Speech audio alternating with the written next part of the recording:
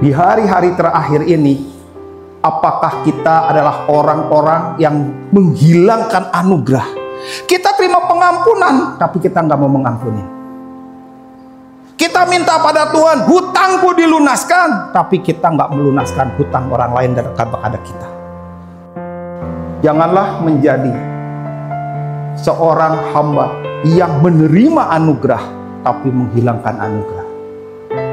Beresin. Yesus berkata, kalau kamu pergi sedang beribadah membawa korbanmu dan teringat dalam hatimu ada sesuatu dalam saudaramu, pergilah berdamai. Beresin.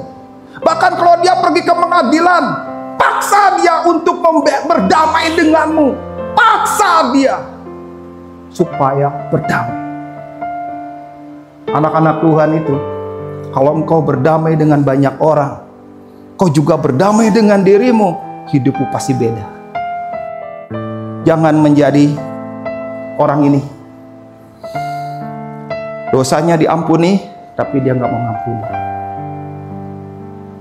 Urusan sakit hati di mana-mana pasti terjadi. Urusan sakit hati itu seperti mobil. Kalau kita nggak ngebaret, orang lain yang ngebaret. Kalau kita salah parkir, jeduk, orang lain yang jeduk kita. Tapi urusan sakit hati, udahlah. Ada yang lebih penting dari sakit hati. Jika kita tidak mengakui bahwa kita memiliki dosa, maka kita tidak akan menghargai anugerah. Jika kita tidak menghargai anugerah, maka kita tidak akan mencari pengampunan dan keselamatan yang tersedia dalam Kristus.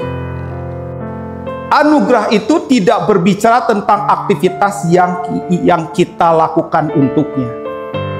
Jadi bukan tentang anugerah, bukan tentang kita. Anugerah bukan kegiatan kita. Anugerah tentang bukan apa yang kita persembahkan, bukan apa yang kita lakukan. Lalu tentang apa? Anugerah itu berbicara tentang apa yang Tuhan lakukan untuk kita. Apa yang Tuhan lakukan untuk kita? Karya salib Yesus adalah bukti anugerah yang dicurahkan kepada kita. Pada kayu salib itu, hukuman atas pelanggaran kita tertumpah kepada Yesus. Ketika engkau sakit hati, luka itu merusak dari dalam. Sudah paham? Pembusukan terus menjalar. Sudah paham? Itu merusak anugerah. Banyak orang di dalamnya tuh rusak. Kenapa? Karena dia membiarkan pembusukan di dalam. Itu merusak anugerah. Ada pernikahan menjadi rusak. Kenapa?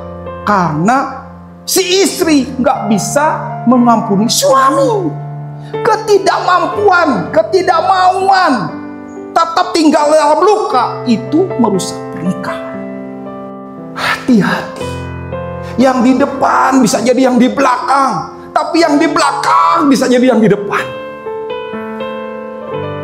Yang di atas bisa jadi yang di bawah bisa jadi yang di atas. Yang terdahulu bisa jadi yang terbelakang bisa jadi yang di depan.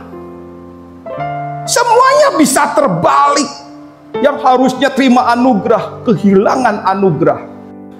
Dalam perjanjian lama, hal yang ditonjolkanlah usaha manusia untuk melaksanakan hukum Taurat. Namun pada kenyataannya, tidak seorang pun yang sanggup melakukan dengan benar.